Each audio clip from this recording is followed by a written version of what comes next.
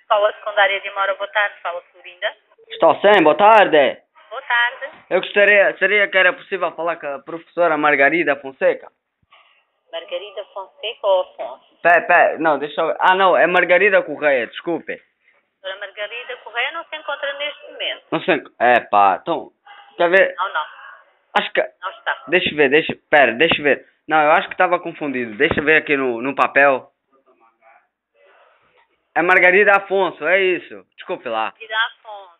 Sim, estava confundido. Está em horário de atendimento dos encarregados de educação. Não, mas era para falar com ela que ela disse para eu ligar para ela agora. Agora, como é que o senhor é encarregado de educação de algum aluno? Sim. De que aluno já agora? Jorge Miguel. Jorge Miguel? Sim. Então só um momentinho, por favor. Tá bom.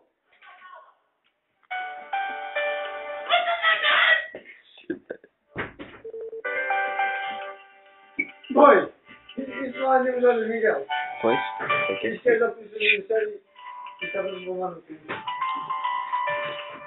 Estou sim, boa tarde. Olha, de facto, a professora Margarida não está na sala de professores. Se o senhor quiser deixar alguma mensagem... Sim. Saco, Será que posso deixar uma mensagem? diga então, por favor.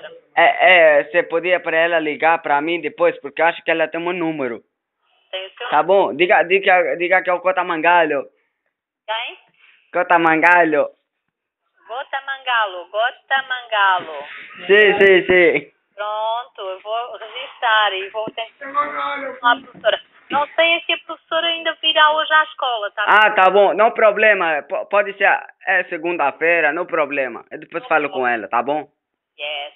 Obrigado. What you gon' do? What you gon' do? What you gon' do? What you gon' do? What you gon' do? What you gon' do? Finally the herbs come around. The high grade when me a look for me get it by the pound, yeah. Sweet sensei a come around.